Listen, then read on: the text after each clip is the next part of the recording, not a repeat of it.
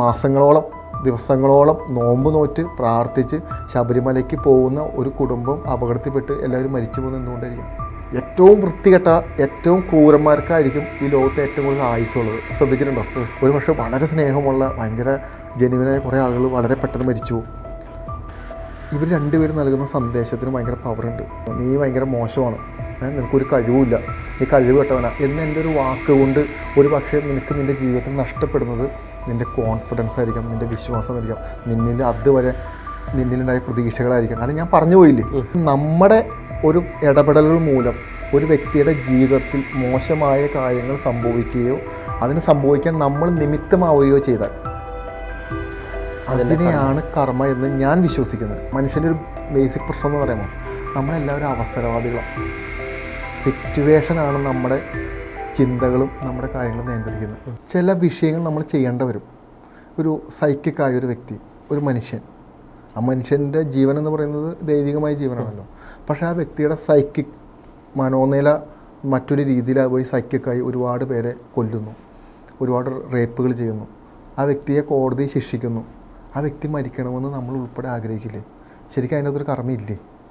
ആ വ്യക്തിക്ക് ജീവിക്കാനുള്ള അവകാശമില്ല. പക്ഷേ മറ്റൊരു രീതിയിൽ വെച്ച് നോക്കുമ്പോൾ മറ്റൊരുപാട് ജീവനുകൾക്ക് ഭീഷണിയാവാനുള്ള സാധ്യതയുണ്ട്. അപ്പോൾ ഇതിൽ ഏത് ജീവനാണ് എന്ന് നമുക്ക് ഭയങ്കര കോംപ്ലിക്കേഷൻ വരും. അതും ഒരു മനുഷ്യജീവനാണ്, ഇതും ഒരു മനുഷ്യജീവനാണ്. അപ്പോൾ നമ്മളൊരു പൊതുവായൊരു ബോധത്തിലോട്ട് എത്തും. അതായത് ആ വ്യക്തിയെ തൂക്കിലേറ്റാം, അല്ലെങ്കിൽ ആ വ്യക്തിയെ നമുക്ക് റിവെഞ്ച് ചെയ്ത് കളയാം. മനസ്സിലായോ? ഇപ്പോൾ തിരിച്ചിങ്ങനെ തന്നെ ഇപ്പം ഞാൻ നായയുടെ കാര്യം നേരത്തെ പറഞ്ഞപ്പോഴും ഒരു തെരുവ് പട്ടി ഒരുപാട് പേരെ പിടിച്ച് കടിക്കുന്നു.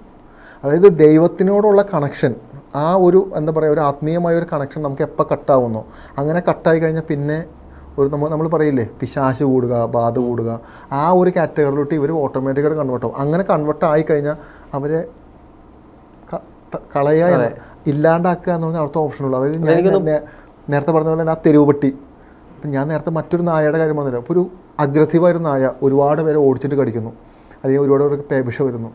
അപ്പുറത്ത് മറ്റൊരു നായ, വളരെ പാവമായൊരു നായ, അതിന് ഒരു നേരത്തെ ഭക്ഷണത്തിന് വേണ്ടി നമ്മുടെ വീട്ടിലോട്ട് വന്ന് അവിടെ കിടക്കുന്ന വേസ്റ്റ് ഭക്ഷണം തിന്നുന്നു. ഇതിനെ ഉപദ്രവിക്കുമ്പോഴാണ് കർമ്മ കിട്ടുന്നത്. അതുപോലെ തന്നെ മറ്റൊരു ചോദ്യമാണ്, അങ്ങനെയാണെങ്കിൽ ദൈവങ്ങൾക്കും കർമ്മം ഉണ്ടാവണ്ടേ? ദൈവങ്ങളല്ലേ ഈ അസുരന്മാരെ എല്ലാം കൊന്നൊടുക്കുന്നത്? അസുരന്മാരെ കൊന്നൊടുക്കുമ്പോൾ അസുരന്മാരും ഒരു ചൈതന്യമാണല്ലോ. അപ്പോൾ ഇവരുടെ കർമ്മം എന്തായാലും ഈ ദൈവങ്ങൾക്കും വന്ന് ഭവിക്കത്തില്ലേ? അതായത് നമ്മുടെ ആയുസ്, എൻ്റെ ഒരു ബോധമായിട്ടാണ് പറയുന്നത്, നമ്മുടെ ആയുസും നമ്മുടെ സൗഭാഗ്യങ്ങളും നമ്മുടെ അബണ്ടൻസും എല്ലാം നിശ്ചയിക്കുന്നത് നമ്മൾ വളരെ പ്യുവർ വൈറ്റ് പേപ്പറായിട്ടാണ് ഭൂമിയിൽ ജനിക്കുന്നത്. ഇവിടെ നിന്ന് പലപ്പോഴും നമ്മൾ ദൈവമായിട്ടുള്ള കണക്ഷനോട് തന്നെയാണ് ജനിക്കുന്നതും പിന്നീട് ഈ കണക്ഷൻ കട്ടായി നമ്മൾ മറ്റൊരു ബോധത്തിലോട്ട് എത്താം. അതായത് ഞാൻ മാത്രമേ ഉള്ളൂ, എനിക്ക് മറ്റുള്ളവർ എന്തും ചെയ്യാം, എൻ്റെ അധീനതയിലാണ് ഇതെല്ലാം, മറ്റുള്ള മനുഷ്യരെല്ലാം എൻ്റെ അടിമകളാണ്, എനിക്ക് അവരെ ഉപദ്രവിക്കാം, എന്തും ചെയ്യാം, എനിക്ക് എങ്ങനെ വേണ്ട ഒരു ചിന്ത എനിക്ക് വന്നു കഴിഞ്ഞാൽ ഇതൊരു ദൈവമായിട്ടൊരു കണക്ഷൻ, അല്ലെങ്കിൽ നമുക്ക് ഈ പറയുന്ന ബോധമായിട്ടൊരു കണക്ഷൻ നമുക്ക് കട്ടായി കഴിഞ്ഞാൽ പിന്നെ നമുക്ക് അതിനകത്തൊരു സെൻറ്റിമെൻറ്റ്സ് വിചാരിക്കാൻ പറ്റുമെങ്കിൽ എനിക്കൊന്ന് മഹാഭാരതം മുതൽ ബൈബിൾ മുതൽ ഖുർആൻ മുതൽ എല്ലാത്തിലും ഇതേ സാധനം പറയുന്നുണ്ട്. അതായത് ശത്രുവിനെ, അപ്പോൾ ശത്രു ആരാന്നുള്ളൊരു ചോദ്യമുണ്ട്, ശത്രുവിനെ ഇല്ലാണ്ടാക്കുക എന്ന് പറഞ്ഞൊരു പോയിൻ്റ് ഉണ്ട്.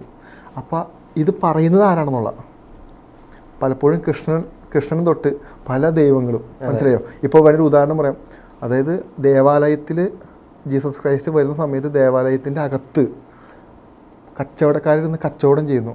അത് കാണുന്ന ജീസസ് ക്രൈസ്റ്റ് ആദ്യം ചെയ്തത് അവിടെ ഇരുന്ന ചാട്ടവാറെടുത്ത് അവരെല്ലാവരും അടിക്കുക. അങ്ങനെയെങ്കിൽ അതിനകത്തൊരു കർമ്മയില്ലേ? അതെ. പക്ഷേ അതിൻ്റെ അകത്തൊരു ബോധം എന്താണെന്നുള്ളതാണ്. അതിൻ്റെ അകത്തൊരു സത്യമുണ്ട്. ഏതൊരു കർമ്മയ്ക്കും സത്യം കൊണ്ട് നമുക്ക് കർമ്മേനെ ഇല്ലാണ്ടാക്കാം. അതായത് സത്യമായൊരു കാര്യം ചെയ്യുക, അല്ലെങ്കിൽ അത് വളരെ ഒരു സ്പെഷ്യലാണ് നമ്മൾ ചെയ്യുന്നൊരു കാര്യം. അങ്ങനെയാണെങ്കിൽ ജീസസ് ക്രൈസ്റ്റ് നമുക്കിപ്പോൾ ചിന്തിക്കാൻ പറ്റുന്ന തെറ്റല്ലേ? കുറച്ച് കച്ചവടക്കാർ എവിടെയെങ്കിലും ഇരുന്ന് കഴിഞ്ഞാൽ പാവപ്പെട്ടവരെ അടിച്ച് ഓടിക്കേണ്ട ആവശ്യമുണ്ടെന്ന് നമുക്ക് വേണമെങ്കിൽ ഇപ്പോൾ ചിന്തിക്കാം. പക്ഷേ അത് ദേവാലയത്തിൻ്റെ അകത്തല്ല ചെയ്യേണ്ടതെന്നുള്ളൊരു ബോധം അവർക്ക് വേണം. അപ്പോൾ അതായിരിക്കാം ജീസസ് ക്രൈസ്റ്റ് ചിന്തിച്ച ചിന്ത. ഇതിനകത്ത് ചിന്തിച്ചാൽ തീരാത്ത രഹസ്യങ്ങൾ ഉണ്ടായതുകൊണ്ടായിരിക്കാം എപ്പോഴും ഈ ഒരു വിഷയം ആളുകളുടെ ഇടയിൽ ചർച്ചയാവുന്നതും ആളുകൾ ഇതിനെപ്പറ്റി തിരഞ്ഞു വരുന്നതും ആത്മീയതയുടെ അതില്ലാത്ത വരമ്പുകൾ തേടി ആളുകൾ പോകുന്നതും അതുകൊണ്ടായിരിക്കാം. അതെ, എനിക്ക് തോന്നുന്നു ഇപ്പോൾ നമ്മൾ നേരത്തെ പറഞ്ഞ ക്വസ്റ്റ്യൻ ഉണ്ടല്ലോ, നമ്മൾ ഇത്തരത്തിലുള്ള ജീവികളെ കൊന്ന് നമ്മൾ തിന്നു കഴിഞ്ഞാൽ കർമ്മ കിട്ടുമെന്ന്. എനിക്ക് തോന്നുന്നു ചില കാര്യങ്ങൾ വളരെ സ്പെഷ്യലാണ്. നമുക്ക് വേണ്ടി പലതും സൃഷ്ടിക്കപ്പെട്ടിട്ടുണ്ട്. ഒരു വർഷത്തെ പണ്ട് കാലത്ത് ഇപ്പം നമ്മൾ മാംസങ്ങൾ കഴിക്കാതിരിക്കുമ്പോൾ നമുക്കുണ്ടാകുന്ന ഒരുപാട് അസുഖങ്ങളുണ്ട്. നമ്മൾ വിചാരിക്കുന്ന പ്രോട്ടീൻസ് ഒന്നും നമുക്ക് പല ഫുഡിൽ നമുക്ക് കിട്ടില്ല. അപ്പോൾ എനിക്ക് തോന്നുന്നു ചില കാര്യങ്ങൾ അതങ്ങനെയാണ് ക്രിയേറ്റ് ചെയ്ത് വെച്ചിരിക്കുന്നതെന്ന് ഒരു പക്ഷേ നമ്മൾ ചിന്തിക്കേണ്ട വരും. അതെ, ശരിയല്ലേ? നമ്മൾ അതിലോട്ട് നമ്മൾ ചെന്ന് കഴിയുമ്പോൾ പിന്നെയും ഉണ്ട് അതിൻ്റെ അകത്ത്. നമ്മൾ പലപ്പോഴും അങ്ങനെയെങ്കിൽ ദൈവമുണ്ടെങ്കിൽ ഒരു തെറ്റും ചെയ്യാത്ത ഒരുപാട് ആളുകൾ വയനാട് പോലെയുള്ള ഉരുൾപൊട്ടലുകളും എന്തിനു പറഞ്ഞ് ശബരിമലയ്ക്ക് യാത്ര ചെയ്യുന്ന എത്ര പേര് മരിക്കുന്നു, വേളാങ്കണ്ണിയിലോട്ട് യാത്ര ചെയ്യുന്ന എത്ര പേര് മരിക്കുന്നു. അപ്പോൾ എനിക്ക് തോന്നുന്നു ഇത് മറ്റൊരു മേഖലയാണ്. ഒരു പക്ഷേ നമ്മുടെ ബോധത്തിനോ നമ്മുടെ ചിന്തയ്ക്കോ ഇത് എത്താൻ പറ്റില്ല. അങ്ങനെയെങ്കിൽ ശബരിമലയ്ക്ക് അയ്യപ്പനെ എന്ത് പറയുന്ന മാസങ്ങളോളം ദിവസങ്ങളോളം നോമ്പ് നോറ്റ് പ്രാർത്ഥിച്ച് ശബരിമലയ്ക്ക് പോകുന്ന ഒരു കുടുംബം അപകടത്തിൽപ്പെട്ട് എല്ലാവരും മരിച്ചു പോകുന്നത് എന്തുകൊണ്ടായിരിക്കാം? അപ്പോൾ എനിക്ക് തോന്നുന്നു അതങ്ങനെ ആയിരിക്കാം. അതാണ് വിധി. നമുക്ക് ഒരു പക്ഷേ ഉത്തരം കിട്ടാത്ത ഒരു കാര്യത്തിനെ നമുക്ക് വേണമെങ്കിൽ വിധി എന്നാണ് നമ്മളെല്ലാവരും പറയുന്നത്. എനിക്ക് പലപ്പോഴും തോന്നിയിട്ടുള്ളൊരു കാര്യം, ഈ ഭൂമി ബാലൻസ് ചെയ്യുന്നത് എങ്ങനെയാണെന്ന് നമുക്ക് ഒരിക്കലും ചിന്തിക്കാൻ പറ്റത്തില്ല. നമ്മുടെ ശരീരം നമ്മളെ എങ്ങനെയാണോ ബാലൻസ് ചെയ്യുന്നത് അതിന്റെ രഹസ്യം നമുക്ക് ഇപ്പോഴും കണ്ടെത്താൻ കഴിഞ്ഞിട്ടില്ല.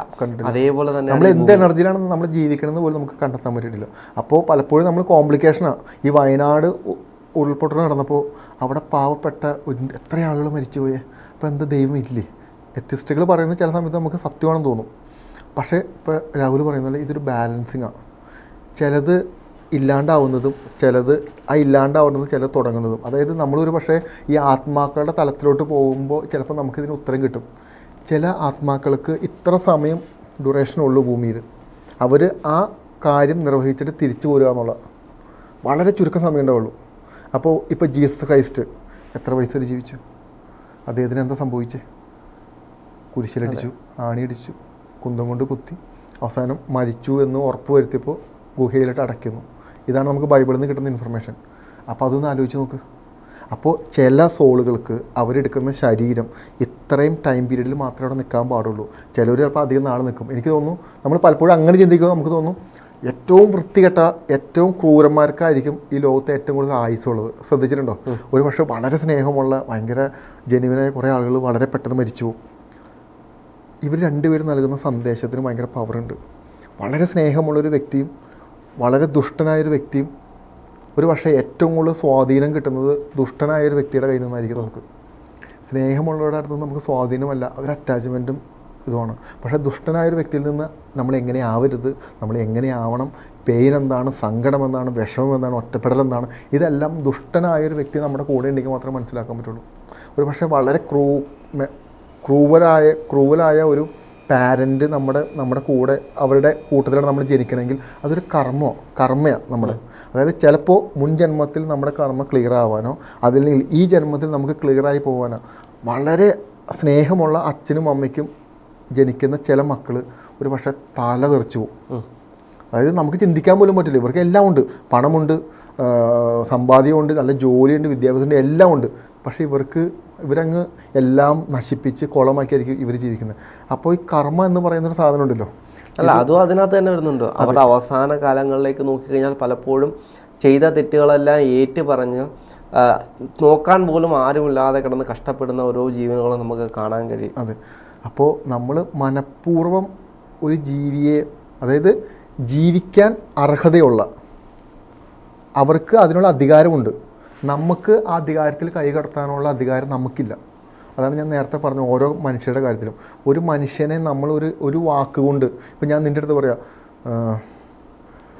നീ ഭയങ്കര മോശമാണ്, നിനക്കൊരു കഴിവുമില്ല, നീ കഴിവ് കെട്ടവനാ എന്ന് എൻ്റെ ഒരു വാക്ക് കൊണ്ട് ഒരു പക്ഷേ നിനക്ക് നിൻ്റെ ജീവിതത്തിൽ നഷ്ടപ്പെടുന്നത് നിൻ്റെ കോൺഫിഡൻസ് ആയിരിക്കാം, നിൻ്റെ വിശ്വാസമായിരിക്കാം, നിന്നിലുണ്ടായ പ്രതീക്ഷകളായിരിക്കാം. കാരണം ഞാൻ പറഞ്ഞു പോയില്ലേ, മനസ്സിലായോ? അപ്പോൾ അങ്ങനെ വരുമ്പോൾ അന്ന് മുതൽ നീ അനുഭവിക്കുന്ന കാര്യങ്ങളുണ്ട്. ഇനി വെറുതെ നമ്മുടെ ഒരാളെ ഞാൻ വെറുതെ ഒരു അടി അടിച്ചു, അവനിലുണ്ടാവുന്ന ചിലപ്പോൾ അന്ന് മുതൽ അവൻ വയലൻ്റ് ആവും, അന്ന് മുതൽ അവൻ അഗ്രസീവ് നേച്ചറുള്ളൊരു വ്യക്തിയായിട്ട് മാറും. ശരിയല്ലേ? അപ്പം നമ്മുടെ ഒരു ഇടപെടലുകൾ മൂലം ഒരു വ്യക്തിയുടെ ജീവിതത്തിൽ മോശമായ കാര്യങ്ങൾ സംഭവിക്കുകയോ അതിന് സംഭവിക്കാൻ നമ്മൾ നിമിത്തമാവുകയോ ചെയ്താൽ അതിനെയാണ് കർമ്മ എന്ന് ഞാൻ വിശ്വസിക്കുന്നത്. അത് തന്നെയാണ് ഞാൻ നേരത്തെ 2 ഉദാഹരണം പറഞ്ഞത്. പേ പിടിച്ചൊരു നായും വിശന്ന് വലഞ്ഞ് നമ്മുടെ വീട്ടിൽ വരുന്നൊരു നായും നമ്മളോട് ഡിഫറൻ്റാണ് ഞാൻ പറയുന്നത്. മറ്റേ നായ മരിക്കുക എന്നുള്ളത് വിധിയാണ്. ഈ നായ ജീവിക്കുക എന്ന് പറയുന്നത് നമ്മുടെ ഉത്തരവാദിത്വം. നമുക്ക് ഒരു നേരത്തെ ഭക്ഷണം കൊടുത്താൽ ആ നായ ജീവിക്കും. ആ ജീവനും ഈ പറയുന്ന ദൈവമായിട്ട് കണക്റ്റായ ജീവനാണ്. അതിൽ നിന്ന് നമുക്ക് കിട്ടുന്ന സൗഭാഗ്യമുണ്ട്. മനസ്സിലായോ? മറ്റേത് ഒരു പക്ഷേ അങ്ങനെ ആയിരിക്കാം, അതിന് നമുക്ക് കർമ്മയൊന്നും കിട്ടണമെന്ന് എനിക്ക് തോന്നുന്നില്ല. അത് അങ്ങനെയാണ്, അല്ലെങ്കിൽ അത് പക്ഷെ അങ്ങനെ ആവില്ലല്ലോ നായ. അപ്പോൾ കർമ്മ എന്ന് പറഞ്ഞാൽ ഭയങ്കര കോംപ്ലിക്കേറ്റഡ് ആയ ഒരു സാധനമാണ്. ഇത്രയേ ഉള്ളൂ, നമ്മളായിട്ട് മറ്റൊരാളുടെ വഴിയിൽ തടസ്സമായി നിൽക്കുകയോ നമ്മളായിട്ട് മറ്റൊരാളുടെ ലൈഫിനോ സ്വത്തിനോ അവരുടെ സമാധാനത്തിനോ ഒരു പ്രശ്നങ്ങൾ ഉണ്ടാക്കുകയോ ചെയ്യാതെ മര്യാദയ്ക്ക് മുന്നോട്ട് പോകുക എന്നുള്ളതാണ്. ഇനി ഒരു പക്ഷേ നമുക്ക് ചെയ്തു പോയാൽ അവിടെയും ഓപ്ഷൻസ് ഉണ്ട്, മനസ്സിലായോ? ഒരു പക്ഷേ നമ്മുടെ അച്ഛനോടോ അമ്മയോടോ നമ്മുടെ കൂട്ടുകാരോടോ നമ്മുടെ സിറ്റുവേഷൻ, മനുഷ്യൻ്റെ ഒരു ബേസിക് പ്രശ്നം എന്ന് പറയുമ്പോൾ നമ്മളെല്ലാവരും അവസരവാദികളാണ്. സിറ്റുവേഷനാണ് നമ്മുടെ ചിന്തകളും നമ്മുടെ കാര്യങ്ങളും നിയന്ത്രിക്കുന്നത്. മനസ്സിലായോ? സിറ്റുവേഷൻ വെച്ചിട്ട് നമുക്കത് ചേഞ്ച് ആവും. നമ്മൾ ഇന്ന് നിൽക്കുന്ന സിറ്റുവേഷൻ എന്താണോ, ഇപ്പം നീ എൻ്റെ അടുത്ത് വളരെ സ്നേഹമായിട്ട് നിൽക്കുക, ഓക്കെ, ഞാൻ നിൻ്റെ അടുത്ത് വളരെ സ്നേഹമായിട്ട് നിൽക്കുന്നു. നാളെ നീ എൻ്റെ അടുത്ത് വളരെ ദേഷ്യമായിട്ട് പെരുമാറുക, അപ്പം ഞാൻ നിൻ്റെ അടുത്ത് അതുപോലെ തന്നെ തിരിച്ച് പെരുമാറും. അപ്പോൾ എനിക്കൊരു നിലപാടില്ല എന്നുള്ളതിൻ്റെ അകത്ത്. അപ്പോൾ എപ്പോഴും ഇമോഷൻ ബേസും സിറ്റുവേഷൻ ബേസും നമ്മൾ ചേഞ്ച് ആയിക്കൊണ്ടിരിക്കും. മനസ്സിലായോ? ഇതേ സാധനം തന്നെയാണ്. അതായത് മനുഷ്യനെന്ന് പറയുന്ന വ്യക്തി എപ്പോഴും ഇതിൽ നിന്ന് മാറ്റങ്ങൾക്ക് വിധേയമായിക്കൊണ്ടേയിരിക്കും. അത് എല്ലാ നിമിഷവും അവർ മാറിക്കൊണ്ടേയിരിക്കും. അതൊരു ലോയാണ്.